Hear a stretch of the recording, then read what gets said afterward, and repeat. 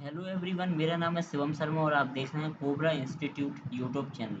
तो आज हम बात करने वाले हैं प्रोटोकॉल्स की कि हमारे इंटरनेट पर कौन कौन से प्रोटोकॉल्स हैं जो वर्क करते हैं। तो चलिए बिना टाइम वेस्ट किए हम इनको स्टार्ट करते हैं। तो यहाँ पर मैं अपना जो मैंने बनाया हुआ मेरा पीडीएफ है मैं उसको ओपन कर लेता हूँ अपने ब्राउज़र में। ठीक, तो हमारा चैप्टर है प्रोटोकॉल। आज हम इस पर बात करने वाले हैं। तो दोस्तों, आपको प्रोटोकॉल के नाम से ही एक बात क्लियर हो रही होगी कि नियम कायदे, जैसे नियम कायदे हमारे ह्यूमंस में चलते हैं, उसी तरह से कई सारे प्रोटोकॉल्स और नियम हैं जो हमारे इंटरनेट, हमारे नेटवर्किंग में वर्क करते हैं, जो कि हमें ऊपर से दिखाई नहीं देते हैं, बट इन बैकग्राउंड वो ऑटोमेटिकली रन कर रहे होते हैं। तो आज उन्हीं के बारे में हम जानने वाले हैं। तो सिंपल लैंग्वेज में यहाँ पर ले सकते हैं, protocol is a language which is use for communicating between two or more another devices, है ना। टू आर मोर डिवाइसेस के बीच में कम्युनिकेट कराने के लिए जिन नियमों का पालन किया जाता है उन्हीं को हम प्रोटोकॉल्स बोलते हैं नेटवर्किंग में। ओके, यहाँ पर अलग अलग टाइप के नेटवर्किंग प्रोटोकॉल्स हैं। जो इम्पोर्टेंट हैं वो अभी आपको बता रहा हूँ। टोटल आपके 65,535 होते हैं, मतलब 65535, 65,535 प्रोटोकॉल्स हैं, है ना। बट इनमें से कुछ ऐसे हैं जो कंपनियों द्वारा रिजर्व कर लिए गए हैं और उसके बाद के जो हैं वो पब्लिकली सबके लिए अवेलेबल हैं। तो चलिए हम अभी जो हमारे मेन मेन प्रोटोकॉल्स हैं हम उनकी बात कर लेते हैं। ओके, तो ये सबके नाम हैं जिनको हम वन बाई वन देखने वाले हैं। सबसे फर्स्ट है हमारा HTTP। आपने देखा होगा जब भी आप कोई ब्राउज़र ओपन करते हैं तो उसमें जो वेबसाइट्स हैं उनमें स्टार्टिंग में लिखा रहता है HTTP, मतलब हाइपर टेक्स्ट ट्रांसफ़र प्रोटोकॉल। तो इसका मतलब ये होता है कि किसी भी वेब सर्वर को अपने वेब ब्राउज़र पर कनेक्ट कराने के लिए हम HTTP का यूज़ करते हैं। मतलब ये है कि जब भी हम कोई ब्राउज़र ओपन करते हैं तो उस पर डायरेक्टली वेबसाइट को ओपन नहीं किया जा सकता, डायरेक्टली अपने वेब सर्वर को एक्सेस नहीं किया जा सकता।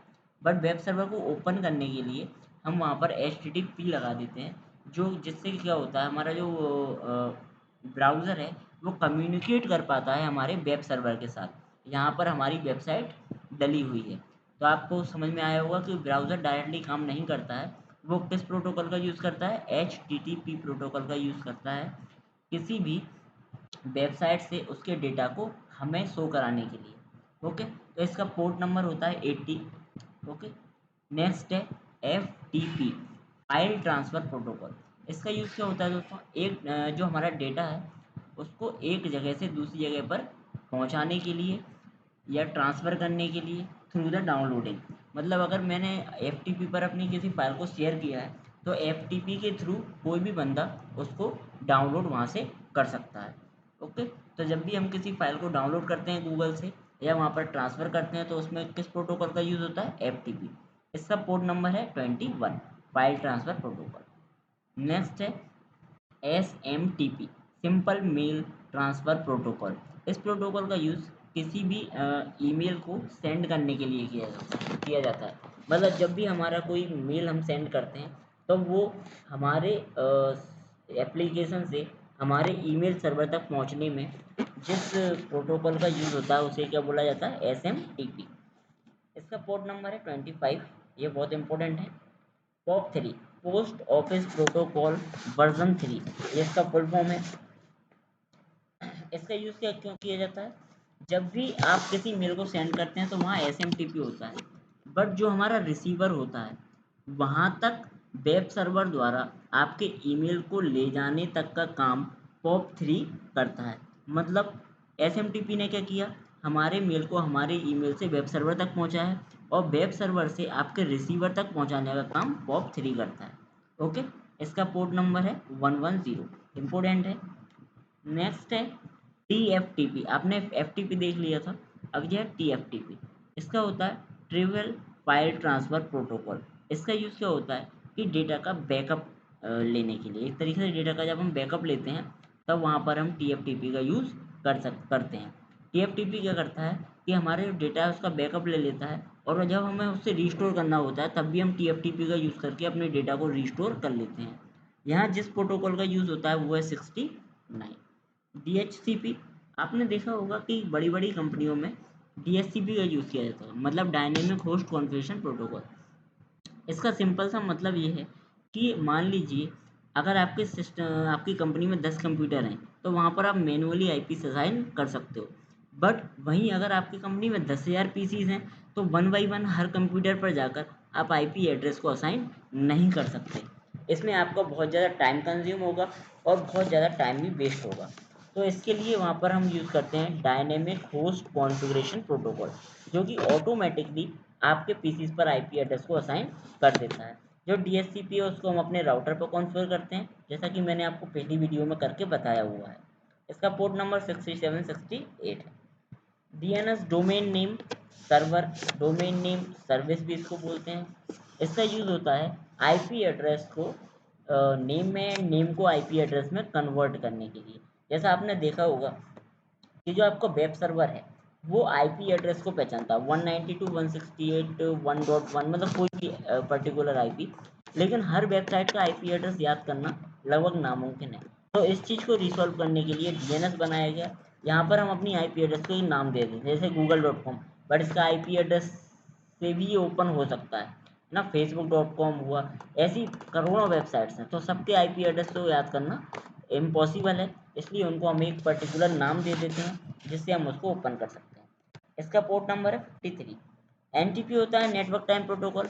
जब भी हमें हमारी कंपनी में या हमारे सर्वर में टाइम का सिंक्रोनाइजेशन करना होता है, मीन्स हम चाहते हैं कि हमारे जितने भी पीसीज हैं, सर्वर्स हैं, सब पर हमारा सेम टाइम सिंक होना चाहिए, जिससे कि हमारे डेटा में प्रॉब्लम ना आए, तो वहाँ हम एनटीपी का यूज़ करते हैं।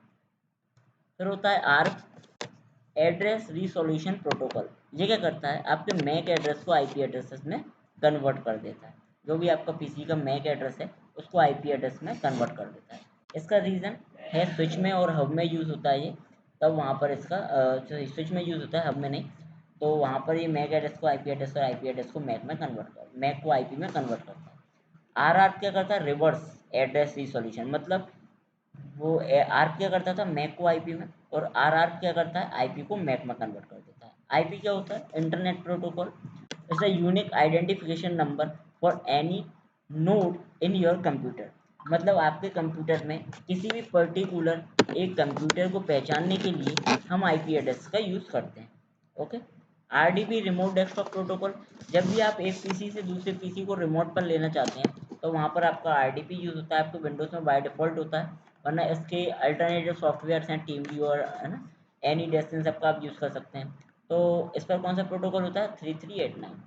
टेलनेट होता है किसी भी सर्वर को या किसी भी कंप्यूटर को रिमोटली एक्सेस करने के लिए through the command line interface. CLI means command line interface. Port number 23 है। टीसीपी होता है ट्रांसमिशन कंट्रोल प्रोटोकॉल। ये ना ये क्या करता है, डेटा को ट्रांसफ़र करने का एक बेस प्रोटोकॉल है जिसके अंदर बाकी सारे प्रोटोकॉल्स काम करते हैं। 17 है, ये ऑनलाइन मोड पर काम करता है। ऑनलाइन मोड पर काम करता है टीसीपी, और यूडीपी हमारा ऑफलाइन पर काम करता है। ओके। इसका पोर्ट नंबर 6 है। यूज़र डेटाग्राम होता है इसका फोटो। SNMP होता है सिंपल नेटवर्किंग मैनेजिंग प्रोटोकॉल। ये क्या होता है, किसी भी नेटवर्क की मॉनिटरिंग करने के लिए हम वहाँ पर SNMP का यूज़ करते हैं। Port number 161। अब यहाँ पर पोर्ट का मेन डिटेल लिखा हुआ है कि टोटल पोर्ट होते हैं 65,535, जैसा मैंने आपको बताया था। रिजर्व पोर्ट हैं जो कंपनियों द्वारा रिजर्व कर लिए गए हैं 0 से लेके 1023 तक। ये पब्लिक पोर्ट हैं 1024 से 65,535 तक, जिनका यूज़ हम लोग कर सकते हैं किसी भी वेबसाइट को लॉन्च करने के लिए या किसी भी अनदर वर्क के लिए। ओके दोस्तों, तो आज की वीडियो अगर अच्छी लगी हो तो लाइक कीजिए, शेयर कीजिए और अपने दोस्तों के साथ शेयर कीजिए, कमेंट कीजिए, है ना। और जिससे नेटवर्किंग की दुनिया में आप भी आगे बढ़िए और अपने दोस्तों को भी ग्रो करवाइए। Thank you. बाय बाय दोस्तों।